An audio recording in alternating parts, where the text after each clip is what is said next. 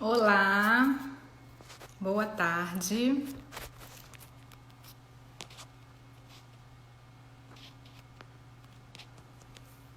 Boa tarde para todo mundo que está entrando aí. André, Fátima. Hoje nós vamos, deixa eu só configurar aqui. Só um minutinho, gente.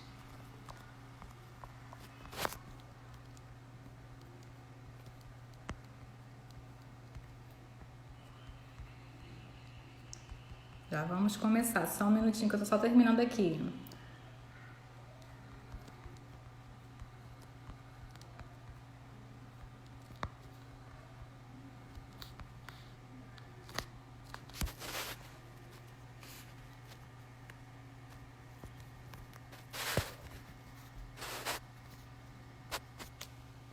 Pronto, já fixei aqui. É muita modernidade para mim, eu vou aos poucos.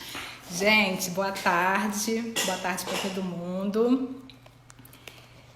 Hoje nós vamos falar aqui sobre a questão dos impactos do coronavírus na questão da locação imobiliária, principalmente da locação de imóveis urbanos comerciais, que é uma das áreas mais afetadas com isso tudo. Queria desejar boa tarde para todo mundo. Quem não me conhece ainda, eu sou Ana Carolina, sou advogada, gestora imobiliária, atuo aqui no Rio de Janeiro, atuo no contencioso, né, do direito imobiliário, né, e também no consultivo, e faço a gestão de alguns imóveis, principalmente na parte de locação imobiliária.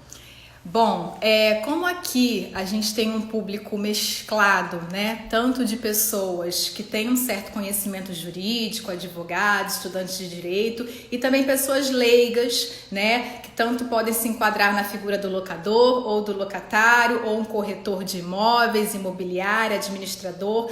Devido a essa diversidade de público, eu vou tentar ser o mais clara possível, vou tentar explanar para vocês de uma maneira bem clara sobre esse assunto. Então, aqueles que são da área jurídica, do direito, advogados e etc., me perdoem, né? Porque não vou ficar aqui o tempo todo usando termos jurídicos, não vou ficar falando juridiquês. Pode ser que em algum momento eu substitua uma palavra que seria juridicamente mais adequada, como, por exemplo, resilição por rescisão do contrato, porque é para realmente a gente se fazer entender, né, para o público que está aqui hoje. Então, queria agradecer a presença de todos. E só um minutinho. Pronto, voltou. Só me dá um ok se o som tá legal, vocês estão conseguindo me escutar, por favor?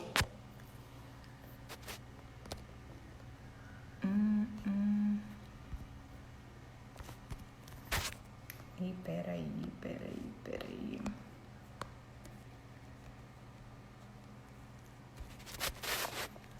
Vê se tá ok o som, por favor. Alguém dá uma mãozinha aí se tá tudo bem, se estão escutando. Beleza. Bem-vindos todos, Fernando, Manuela, André Luiz, obrigada pela presença, Pedro Jesus de Salvador, nossa conexão Rio-Salvador também é muito importante. Bom, então muitas dúvidas surgem, né, devido a essa Covid-19, essa pandemia, quanto à questão dos contratos de locação, né? Tanto dúvidas de locadores quanto de locatários. Então, vamos partir da premissa que a gente está aqui lidando com todo tipo de público, né? O que seria um contrato de locação? Quem é o locador? Quem é o locatário, né? O locador seria basicamente aquele que seria o proprietário do imóvel, quem detém a posse do imóvel e coloca ele no mercado para ser alugado. E o locatário, por sua vez, é aquela pessoa física ou jurídica, né, que aluga esse imóvel, usufrui dessa posse temporária ou por prazo indeterminado desse imóvel e em troca há uma contraprestação por ele estar exercendo essa posse sobre esse imóvel, que seria o aluguel, né? Então, o locatário paga o aluguel, o locador recebe o aluguel, só para a gente ser bem simples, né, na menção dessas duas figuras. Tá? E o contrato de locação, ele é um contrato, acima de tudo, paritário, que vem a ser isso. Lá vem ela falar juridiquês, falou que eu ia falar, né? Mas, enfim, o contrato de locação é um contrato paritário, sinalagmático, onde as duas partes, elas discutem todas aquelas cláusulas contratuais. É bem diferente quando a gente fala, por exemplo, numa relação de consumo. Numa relação de consumo existe o consumidor e o fornecedor. E existe, naturalmente, pelo Instituto, uma vulnerabilidade maior do consumidor em relação ao fornecedor. Uma vulnerabilidade que pode ser técnica, pode ele não conhecer direito aquele produto que ele está adquirindo, não ter aquela formação técnica sobre aquilo, sobre o serviço. Então, existe uma vulnerabilidade. Então, pelo fato do fornecedor estar aqui e o consumidor estar aqui embaixo, necessariamente precisa de uma legislação, que hoje é o Código de Defesa do Consumidor, para poder igualar e equilibrar essa balança. Então, eles não estão em pé de igualdade. O consumidor está aqui, o fornecedor está aqui. Vem a legislação e procura igualar essa balança. Isso não acontece no contrato de locação. O contrato de locação, ele é paritário. As duas partes estão em igualdade de condições. Tanto que elas de uma forma geral, todas as cláusulas do contrato de locação, elas são discutidas previamente, antes de serem efetivamente acertadas entre as partes. E por ele estarem em pé de igualdade, muita gente tem uma falsa impressão, a pessoa que às vezes não lida muito com esse mercado imobiliário tem a falsa impressão de que o locatário sempre vai ser vulnerável em relação ao locador, ou que o locatário, na maioria das vezes, está numa situação inferior à do locador. E isso não é verdade. Locatário e locador são duas partes iguais nessa relação. Existem os dois interesses aqui, né? E existe o contrato. O contrato de locação foi firmado, existe o pacta sunt servanda, que aquilo que está determinado, todas aquelas cláusulas que foram previamente discutidas e efetivamente assinadas esse contrato, essas cláusulas estão valendo entre as partes. Não interessa se houve um motivo de força maior, uma pandemia, enfim. O contrato continua vigente entre as partes. Então, muitas dúvidas que surgem eu como locatário posso deixar de pagar o aluguel? Eu como locatário posso pedir o desconto? Posso pedir uma suspensão? Posso pedir algum abono para o locador? O locador, por sua vez, ele deve fornecer algum desconto, algum abono, alguma suspensão, algum benefício para esse locatário devido a essa realidade que nós estamos sofrendo? Então, essas são uma das principais dúvidas que me vêm. E vocês que estão aí assistindo, sintam-se à vontade para perguntarem, fazerem perguntas, questionamentos, que eu espero durante essa live poder responder a todos vocês. Então, essa falsa impressão, né, de que o locatário seria a parte inferior, a parte mais vulnerável dessa relação, na realidade isso não existe, né? Então, se a gente está lidando com um contrato paritário de ambas as partes que fizeram um acordo, como que fica? Houve um fato superveniente, isso é inegável, imprevisível, inevitável, que foi a Covid-19, que foi declarada pela OMS primeiramente como uma pandemia mundial, depois o Brasil, por sua vez, decretou o estado de calamidade e os estados e municípios, ao longo do mês de março, alguns na segunda quinzena, outros por volta do dia 20, outros por volta do dia 13, 15, começaram a decretar o fechamento de alguns estabelecimentos, né? E a impossibilidade de funcionamento, principalmente escolas, academias, agências bancárias, enfim, consultórios médicos também no primeiro momento. E hoje a gente vê uma realidade em que vários estabelecimentos estão fechados, não estão podendo sequer funcionar. E como é que fica a questão do aluguel? O locatário fica muito preocupado, porque, por sua vez, ele, além de estar por um ato do Poder Executivo, impossibilitado de desenvolver a sua atividade econômica, de abrir o seu negócio, abrir ao público, ao consumidor, enfim, ao público que seja o alvo do seu negócio, da sua atividade econômica, ele ainda, muitas vezes, até está abrindo, porque ele se enquadra em uma daquelas atividades consideradas essenciais, né? De repente, voltadas à alimentação, restaurantes que estão podendo funcionar, mas com uma restrição de horário, e no sistema delivery, farmácias, clínicas voltadas para a saúde, estabelecimentos voltados para a alimentação, supermercados, padarias, cafés, desde que não haja o consumo no local. Tudo isso com a intenção de se evitar a aglomeração de pessoas, para que se evite então essa transmissão tão rápida desse vírus, que ele é avassalador. E aí como que fica, né? O locatário fica muito preocupado com isso e muitas vezes acha que, por ele não estar usufruindo do imóvel, ele tem o direito de não pagar ou de se isentar daquele aluguel. Na realidade não é bem assim, né? A gente tem que ter em mente que esse contrato ele permanece vigente, independente do que tenha acontecido, mas que com a boa-fé, né? Pelo princípio da boa-fé, o contrato de locação, a locação imobiliária urbana, né, tanto de imóveis comerciais quanto de imóveis residenciais, ela é regida pela Lei 8.245 de 91, que é a Lei do Inquilinato. E aquilo em que ela for omissa, né, em que ela não prevê uma resolução de algum caso, é aplicado subsidiariamente o Código Civil Brasileiro. E o Código Civil Brasileiro, ele traz uma série de teorias que podem ser aplicadas nesse caso, né? A gente conta aí com a questão da teoria da imprevisão, a teoria da boa-fé objetiva, a teoria da onerosidade excessiva. Isso está previsto no Código Civil. Mas às vezes há uma certa confusão entre esses institutos, inclusive alguns juristas e advogados mencionando a questão do caso fortuito e força maior, que poderia isentar o pagamento de alguma contraprestação. Na realidade, o caso fortuito e força maior são institutos de excludente de responsabilidade, não no caso de você estar aqui tendo que dar uma contraprestação por você estar usufruindo da posse daquele imóvel.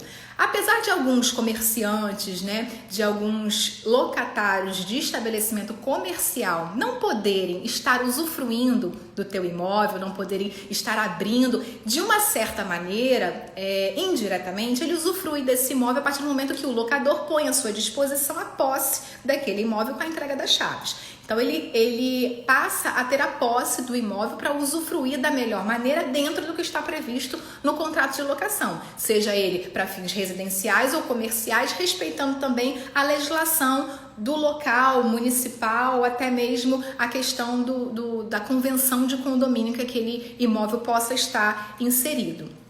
Então, diante dessa situação, levando em consideração a questão da boa-fé objetiva, né, o cumprimento do contrato, ele tem que ser respeitado. Claro que tem que se levar em consideração algumas ponderações, né? E ambas as partes, tanto o locador quanto o locatário, eles têm que colaborar para o êxito, né, dessa prestação de serviço. Então, primeiro analisar o caso a caso. Não dá para a gente dar uma resposta generalizada e ainda não temos nenhuma legislação generalizada a esse respeito. E espero também que não tenhamos.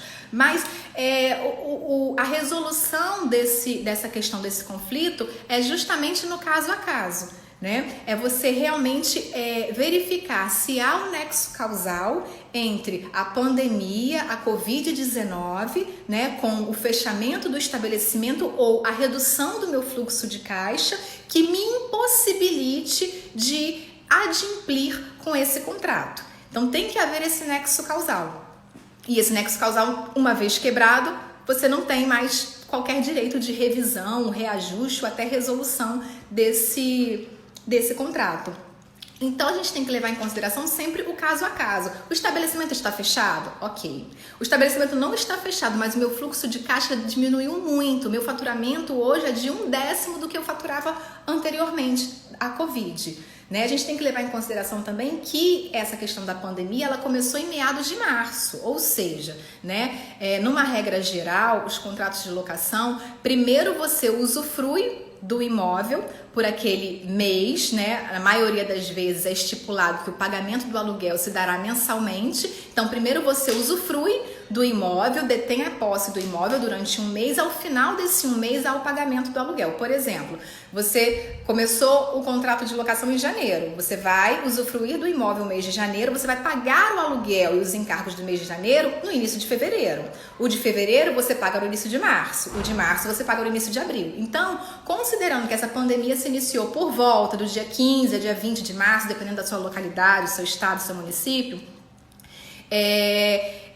tem que ser levado em consideração que até o dia 15 ou 20 de março, o seu negócio, teoricamente, funcionou normalmente. Não teria o impedimento do coronavírus, dos decretos estaduais ou municipais, né, do Poder Executivo, determinando o fechamento daquele determinado estabelecimento. Então, até então, esse aluguel que foi pago agora no início de abril contemplou 15 dias ou 20 dias de fechamento do meu estabelecimento. Então isso tem que ser levado em consideração. Como é que eu vou suspender ou isentar ou dar um desconto acima do normal se eu usufruir daquele imóvel durante 15 ou 20 dias? Agora vem o mês de abril. O mês de abril será pago em maio. E aí sim, tem que mais uma vez se ponderar. No mês de abril, o estabelecimento continua fechado? Não estava fechado, mas o meu fluxo de caixa diminuiu. Então, quanto que foi essa diminuição? Sempre é ônus do locatário comprovar que ele está impossibilitado de cumprir com aquela prestação. Não é simplesmente uma dificuldade. A mera dificuldade, todos nós estamos em dificuldade, todos, né? Então, a mera dificuldade do locatário de um imóvel comercial não vai dar direito a ele de um reajuste, uma postergação, uma suspensão, uma revisão desse contrato, né? Existe, né, o projeto de lei 1179, que ele tramitou pelo Senado Federal, e ele previa 2 artigos referentes justamente à questão da locação imobiliária.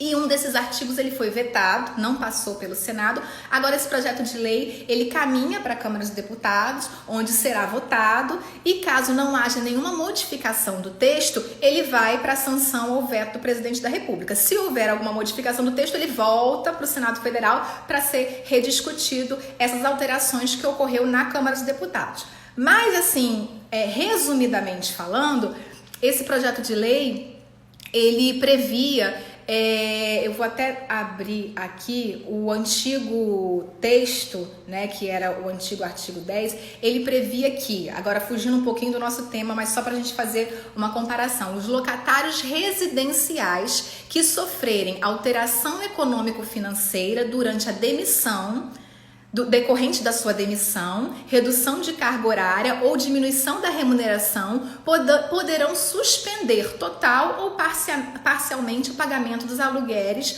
vencíveis a partir do dia 20 de março até 30 de outubro.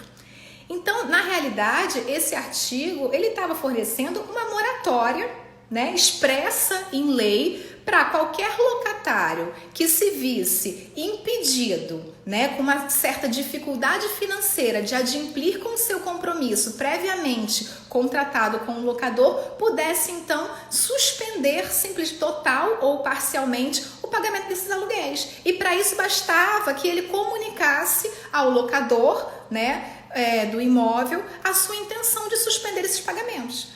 Então, pelo absurdo, né, desse artigo, ele foi vetado no Senado Federal e ele não está mais vivo. Mas isso não impede que seja proposto um novo projeto de lei, né, numa outra sistemática, para de repente ver alguma possibilidade dessa suspensão. Isso seria, na realidade, você declarar uma moratória, porque você tem que olhar os dois lados. Não basta eu olhar só o lado do locatário, como se ele fosse, mal comparando, um consumidor, quando ele não é.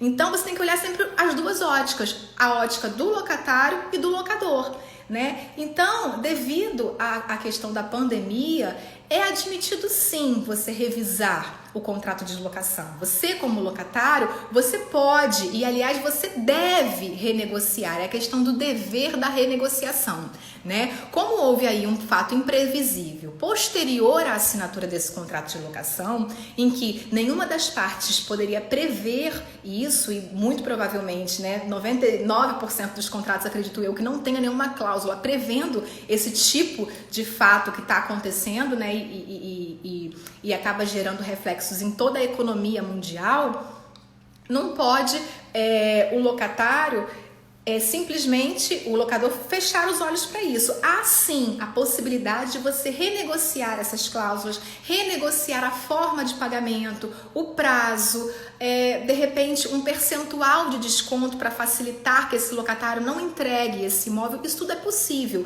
E aí muitas dúvidas surgem. Mas como que eu devo fazer isso? Eu sou locatário, né? E uma das perguntas aqui se eu posso parar de pagar? Há um direito ao inadimplemento? Não, você não pode parar de pagar, você tem que continuar adimplindo, o contrato está vigente, né? Isso não é um direito seu como locatário de inadimplência, né? O que você pode fazer é tentar renegociar, a reajustar, adaptar esse contrato à nova realidade junto ao locador, né? Através de um acordo, de uma autocomposição. Esse seria o primeiro passo. Aí a outra pergunta eu faço isso por acordo ou eu faço isso por ação judicial? Você primeiramente vai tentar um acordo. Então eu, locatário, tenho se eu realmente estou me sentindo prejudicado, se eu acho que a prestação que eu estou pagando por aquele imóvel está desproporcional, porque o meu fluxo de caixa diminuiu, porque o meu estabelecimento foi fechado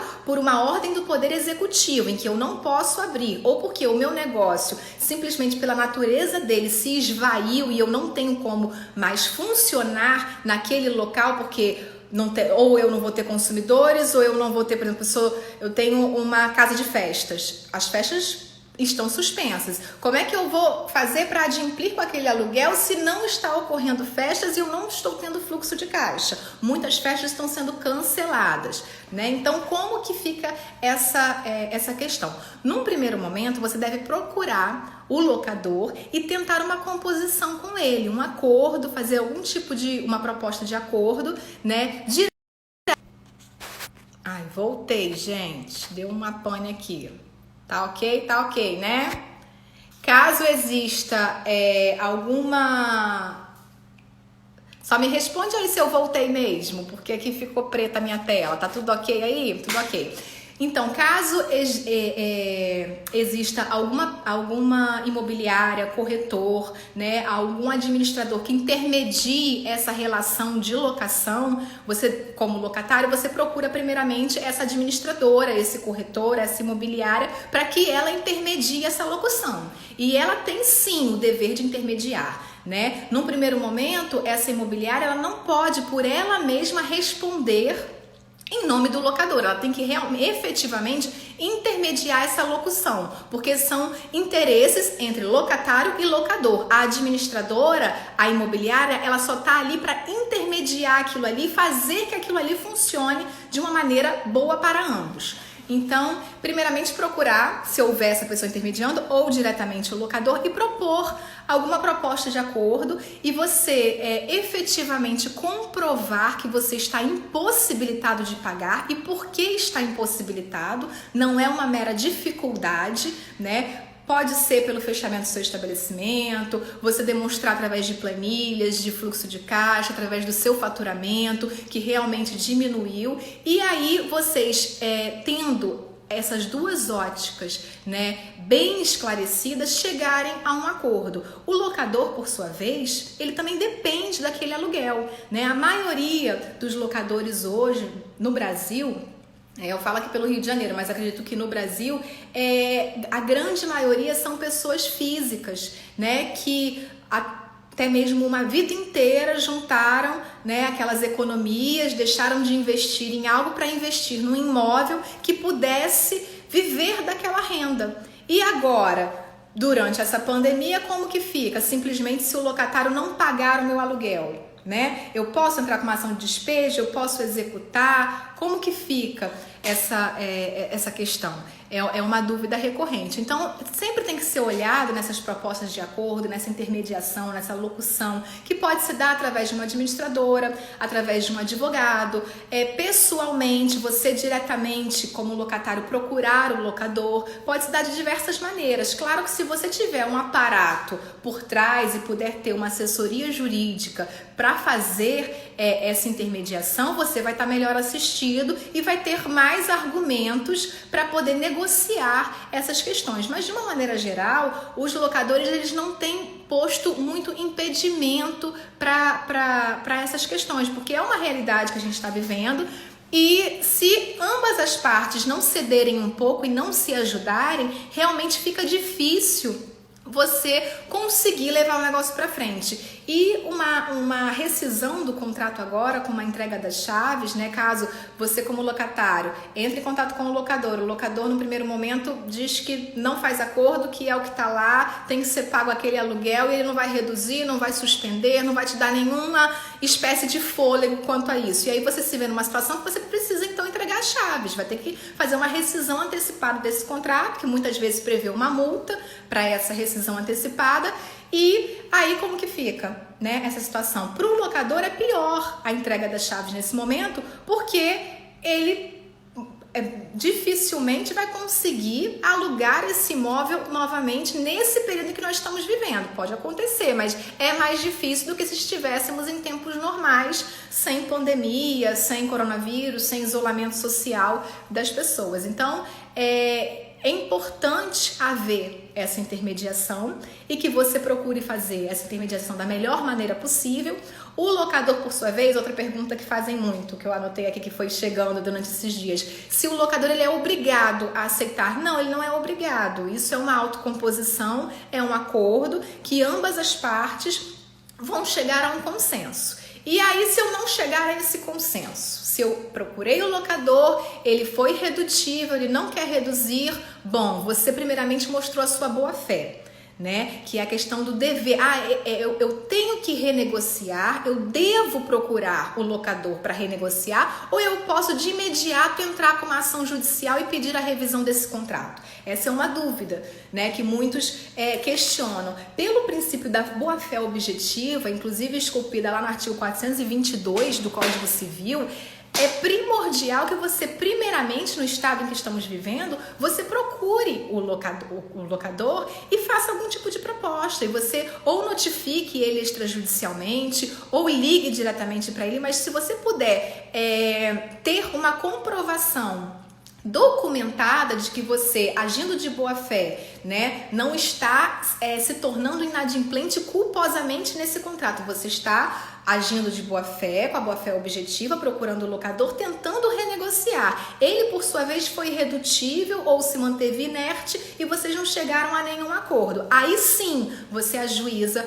uma medida judicial de revisão desse contrato, das cláusulas, da forma de pagamento, descontos, reajustes, etc. Mas, primeiramente, é o que a gente prima muito pelo dever de negociar. Você tem o dever de renegociar, de mostrar a sua boa fé, de comprovar para o juiz futuramente, se você tiver que entrar com uma medida judicial, de que eu procurei o locador, eu agi de boa fé, tá aqui toda a documentação, eu enviei uma notificação extrajudicial no dia tal, ele não me respondeu, eu enviei um e-mail no dia tal, ele não me respondeu, e aí sim, devido a essa inércia, não tive outra alternativa a não ser procurar o Poder Judiciário, porque o Poder Judiciário hoje ele já está exacerbado. E aí, mais uma demanda, e mais uma demanda, e mais uma demanda que poderia ter sido resolvida, né, anteriormente, né, através de uma autocomposição, de um acordo entre as partes, o juiz ele tende a olhar com maus olhos. Eu, se fosse juíza no caso, eu primeiramente, né, iria analisar nessa petição inicial qual foram as medidas tomadas por ambas as partes. O locatário procurou o locador? Teve alguma proposta? Teve algum tipo de composição? Teve algum tipo de diálogo? Ok, teve. Então ele está mostrando a boa-fé dele. Por sua vez, existiu também a boa-fé do locador em, de repente, abrir mão de alguma coisa, ou dar algum benefício, ou conceder um prazo, uma suspensão. Então eu vou olhar com óleo X. Agora, se não teve, a pessoa simplesmente procurou o Poder Judiciário antes de tentar esse acordo, essa autocomposição, com certeza o juiz vai olhar com outros olhos. Talvez nem concederia uma liminar que, se de repente tivesse comprovado lá na inicial, na documentação juntada, que o locatário procurou o locador e tentou uma proposta de acordo previamente, né?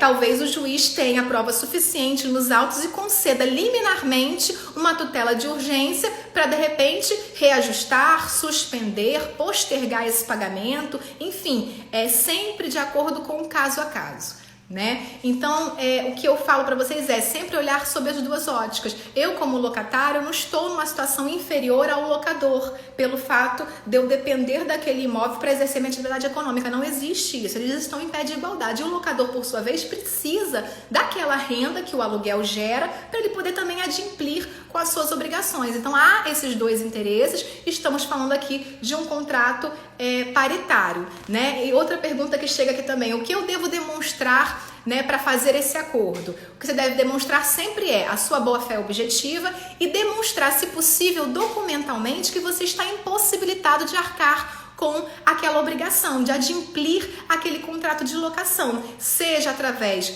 do seu faturamento, do demonstrativo do seu faturamento, seja através do fechamento do seu estabelecimento por uma ordem do Poder Executivo, em que você não pode mais funcionar, porque existem muitas pessoas que se aproveitam dessa situação, né, e pedem reajustes, descontos, sem ao menos ter sofrido qualquer redução no seu faturamento, na sua folha, no seu fluxo de caixa. E aí pede simplesmente pelo fato de estar havendo a Covid, a pandemia, mas a pessoa não comprova para o locador que ele realmente está impossibilitado, de que ele foi prejudicado por esse fechamento do estabelecimento. Né? E aí, deixa eu só ver aqui, tá chegando algumas perguntas, deixa eu só parar aqui para ver se eu já respondi alguma coisa. Cristiane, quando não se pode usar o imóvel por decreto, não há nenhum faturamento pelo fechamento, pelo contrário, há custos e prejuízos enquanto fechado e o proprietário não quer desconto. O que pode ser feito? Então, como eu já falei, primeiramente você procura, tenta um acordo, uma autocomposição. Se você puder estar assistido por alguém do mercado imobiliário, um corretor, um advogado, alguém da área jurídica, para que possa ter argumentos, né, para fazer essa negociação, seria melhor, é o mais aconselhável, tá? Mas você pode também procurar diretamente o locador para fazer esse acordo. Ele sendo irredutível e não dando qualquer desconto, qualquer suspensão, qualquer reajuste, não vendo sob a sua ótica também, você pode então propor uma ação judicial. Mas primeiro é importante que você se documente, né, através de notificações extrajudiciais ou e-mail, mas se documente de que você, como locatário, agindo de boa fé, procurou o locador e tentou uma autocomposição, e ele, por sua vez, ou se manteve inerte ou simplesmente recusou qualquer tipo de negociação. E aí você leva isso ao judiciário, claro, comprovando com outros documentos de que você foi afetado, de que o estabelecimento está fechado, segundo o decreto tal, a ordem tal, né? E aí você consegue comprovar isso no Poder Judiciário, e aí sim é o Poder Judiciário, através do juiz, que vai decidir, né, qual seria a melhor revisão para esse contrato, se é uma suspensão e pago posteriormente, se seria uma diminuição em X% de acordo com o seu faturamento ou com dias de funcionamento daquele mês, se funcionou, se não funcionou, né? Enfim. Guilherme, oi Guilherme é meu dentista, gente. Quando o locador não concorda em ceder ou negociar um desconto, há algo que se possa fazer? Então é a mesma pergunta que eu já respondi da Cris, tá? Primeiramente, gente, para não ser repetitiva, mas já sendo, primeiramente, acordo, autocomposição. Se documente com isso. Não sendo possível, o locador não cedendo ou se mantendo inerte, aí realmente é só uma medida judicial. Mas primeiro, vamos prestigiar os acordos e as autocomposições para não exacerbar ainda mais o Poder Judiciário. O Poder Judiciário está com os prazos suspensos, a princípio, pelo CNJ, até o dia 30 de abril. A gente não sabe se esse prazo vai ser prorrogado. O fato dos prazos estarem suspensos não quer dizer que o Poder Judiciário não esteja funcionando. Ele está funcionando, home office, os servidores, os juízes, desembargadores, mas funcionando com uma certa restrição, né?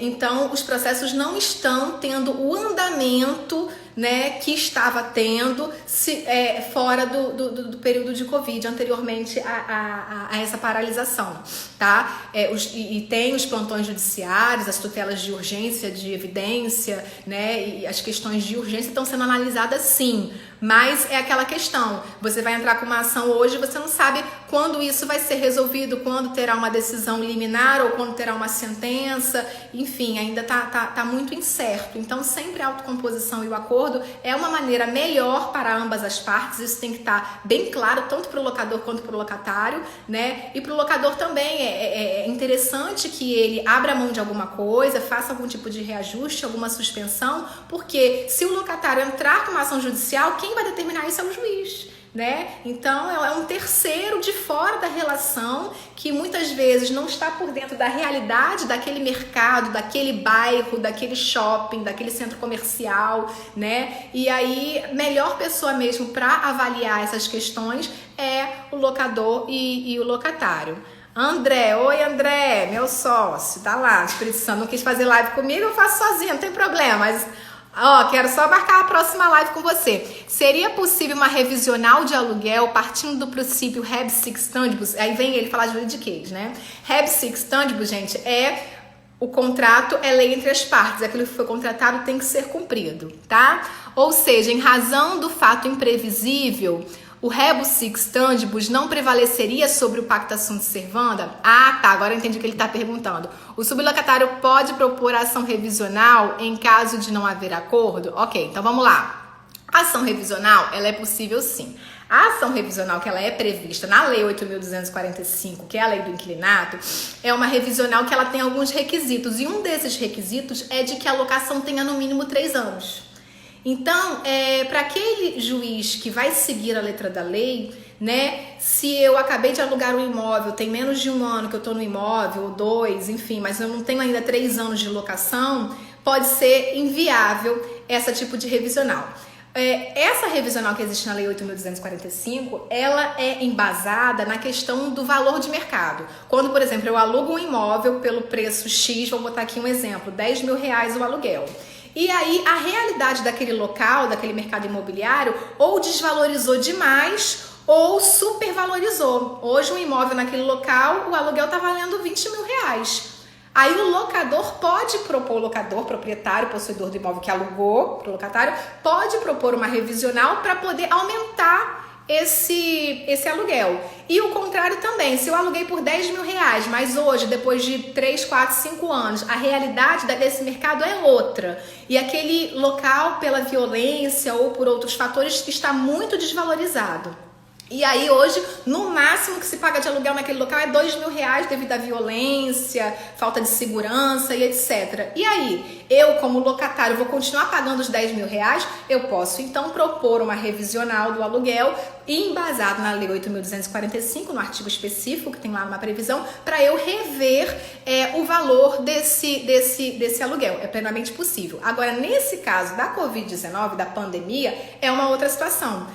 Qual é a situação? Que veio um fato imprevisível, posterior à assinatura do contrato, está me impossibilitando, porque eu não estou usufruindo plenamente daquele imóvel, apesar de eu ter a posse dele, estou com as chaves, foram entregues, está à minha disposição. Mas por um ato do Poder Executivo, por exemplo, eu não posso mais usufruir daquele imóvel, desenvolver a minha atividade econômica lá, eu não tenho mais consumidores, eu não tenho mais passantes de rua, então eu não tenho mais como abrir o meu negócio. E aí, como é que fica? Então, você pode, embasado no Código Civil, na teoria da imprevisão, na questão da boa-fé objetiva, propor sim essa revisional, né, uma ação para revisar o valor desse contrato, ou até mesmo suspender, reajustar. Você na realidade você vai diferir a forma desse pagamento, mas sempre lembrando, previamente procura fazer o acordo, né, com...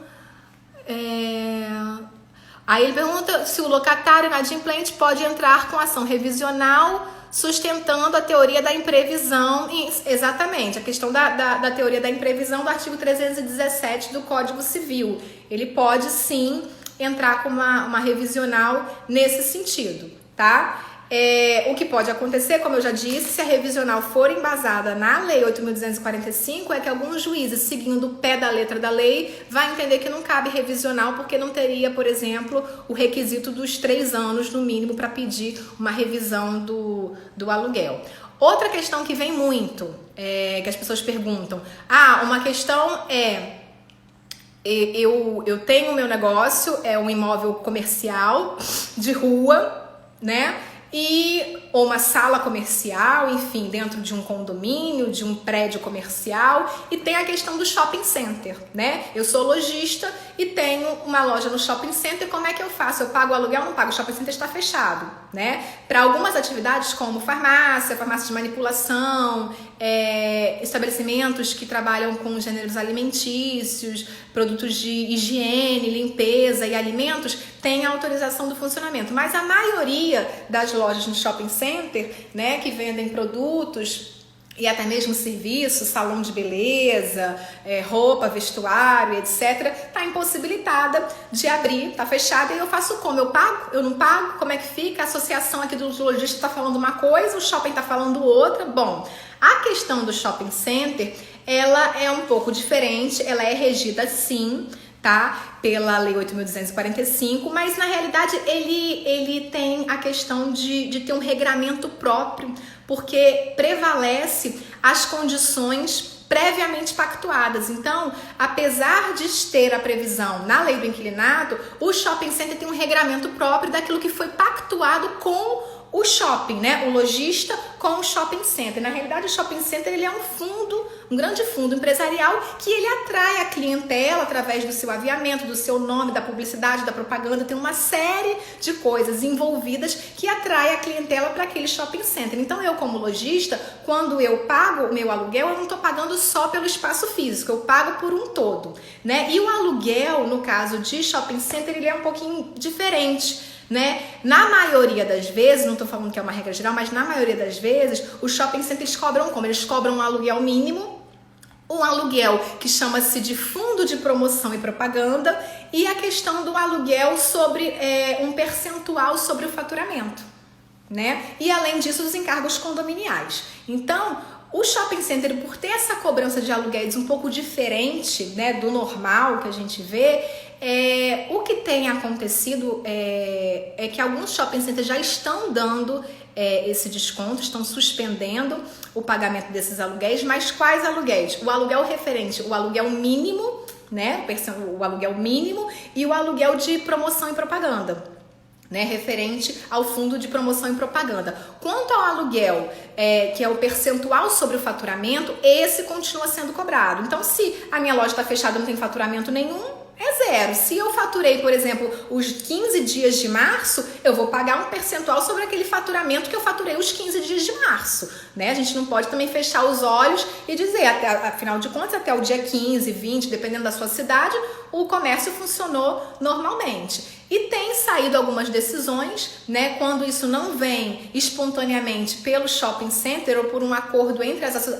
os lojistas, a associação dos lojistas com o shopping center, estão se propondo algumas medidas judiciais e nós já temos algumas decisões nesse sentido, né, de suspender o pagamento do aluguel sobre o fundo de promoção e propaganda e o aluguel mínimo, mas o aluguel sobre um percentual sobre o faturamento, esse continua sendo cobrado normalmente, e a questão do condomínio também, dos encargos condominiais.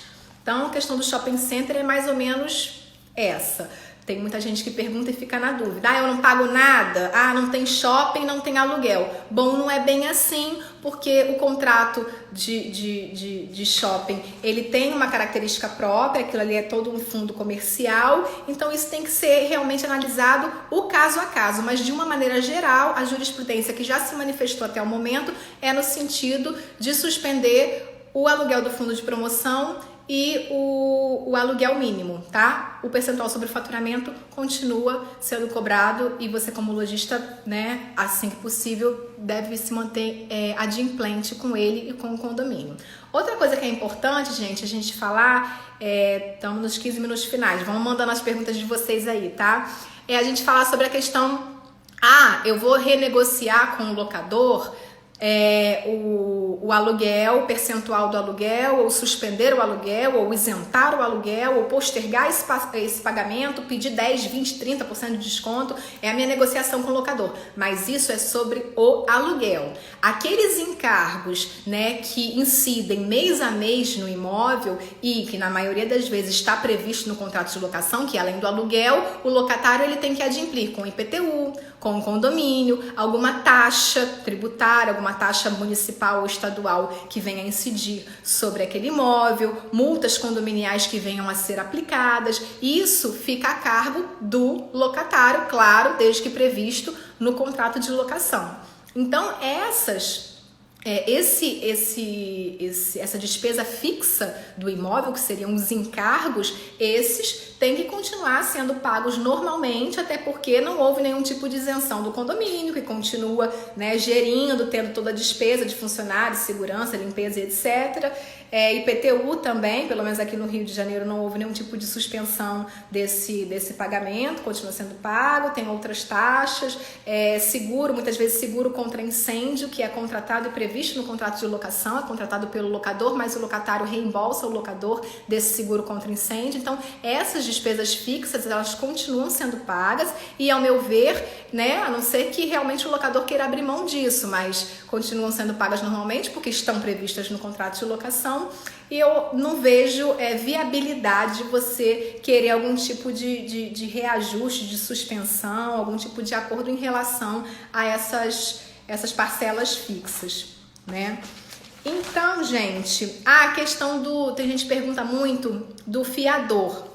O fiador, ele precisa participar desse acordo, dessa novação? Isso seria uma novação do contrato? Não seria, porque existe uma súmula 214 do STJ, ela que diz que o fiador, ele precisa participar da novação. Caso ele não participe, né, aquela novação, ou seja, o meu contrato de locação ele foi renovado, ou foi mudado algumas cláusulas e foi prorrogado, ou foi novado o meu contrato, ponto. Se o fiador não participou dessa novação, ele não seria mais responsável porque ele não anuiu com nada daquilo. E aí como fica? Bom, necessariamente quando você vai repactuar alguma forma de pagamento, né, você não está novando o seu contrato, né? Não se caracteriza uma novação. Mas por uma questão de segurança jurídica, né, se você está auxiliando o seu cliente, se você está intermediando esse acordo, essa autocomposição, ou se você é o locador do imóvel, seria prudente que essa repactuação desse pagamento, né, que talvez seja diferido, seja suspenso, seja postergado, ou haja algum tipo de desconto durante esse período da pandemia, que você chame o fiador para participar, né? Faça um termo aditivo ou você se documente com essa questão e dando ciência ao fiador. Para aqueles que são leigos e estão assistindo, o que é o fiador? O fiador é a fiança, que é um dos tipos de garantia. A locação tem vários tipos de garantia. Numa outra oportunidade, a gente vai fazer uma live falando sobre os tipos de garantia locatícia. E a fiança é uma delas. O fiador, ele responde pessoalmente com todo o seu patrimônio, caso o locatário venha ficar inadimplente ou venha descumprir alguma cláusula contratual. Então, por ele responder com todo o seu patrimônio ilimitadamente, é bem mais prudente e seguro que ele participe também desses termos de acordo. Apesar de que, na maioria das vezes, esse acordo e essa autocomposição, ela vem a beneficiar o locatário de uma certa maneira, porque ou vai ser uma redução do aluguel, ou vai ser uma suspensão, ou vai ser uma alteração dessa forma de pagamento, e então o que o fiador não vai ter muito o que se opor, mas sempre que possível documentar e o fiador participar. Vamos ver aqui que tem uma pergunta chegando. O locatário inadimplente, tá.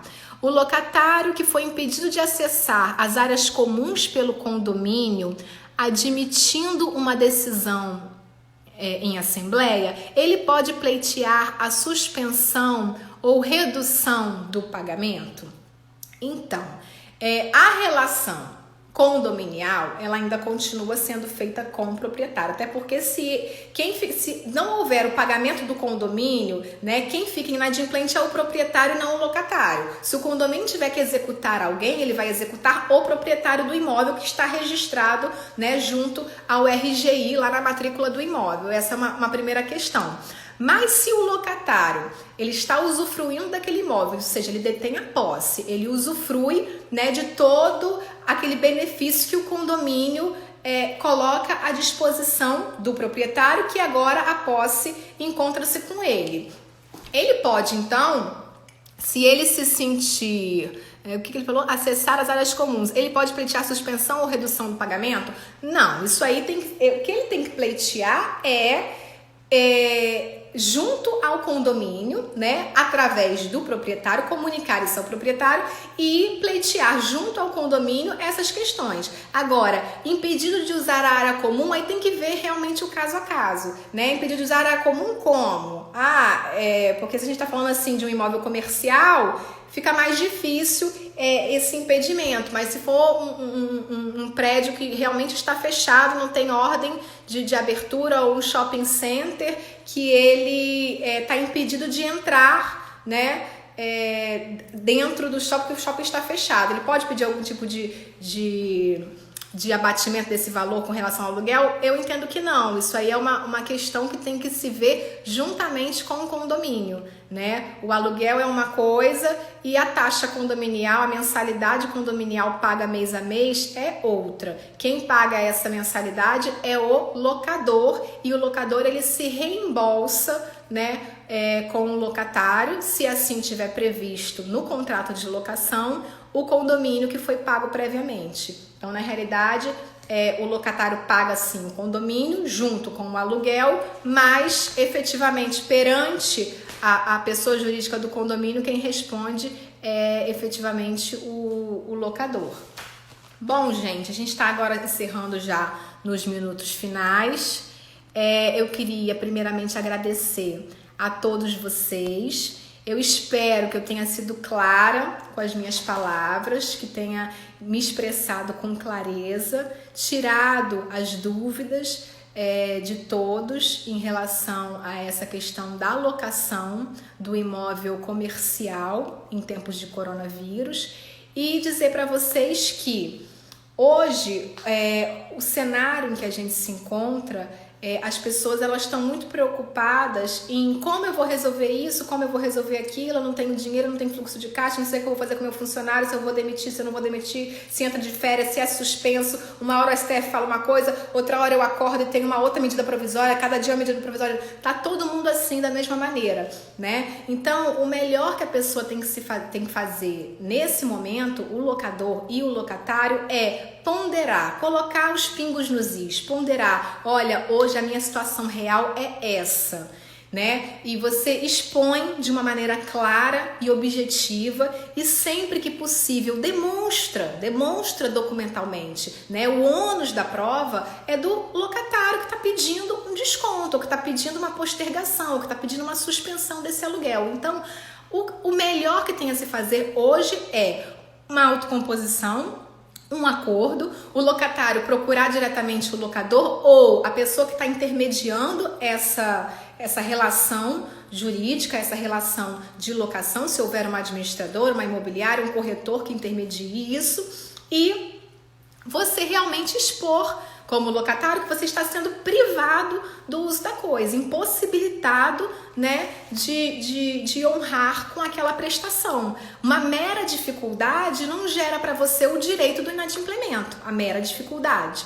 Então, isso tem que ser exposto de uma maneira bem clara, e o locatário demonstrar para o locador, acima de tudo, que ele está privado do uso da coisa, que o estabelecimento está fechado, ou que ele, mesmo funcionando restritamente, ou home office, ou com uma jornada reduzida, fazendo delivery e outras formas, ele está impossibilitado de honrar com aquela prestação, né? E aí ele pode resolver o contrato, que não é a melhor das opções, mas primeiramente tentar revisar esse contrato num primeiro momento, através de uma autocomposição, de um acordo, sempre que possível, que é o que a gente chama do dever de negociação, é o dever de você negociar, o dever tanto do locador quanto do locatário em responder, em atender ou pelo menos se mostrar disponível a ouvir, a acatar ou não, a ponderar e chegarem a um denominador comum. E caso efetivamente não seja possível essa autocomposição por N casos, seja porque o locador não aceitou ou porque o locador se manteve inerte, apesar de que foi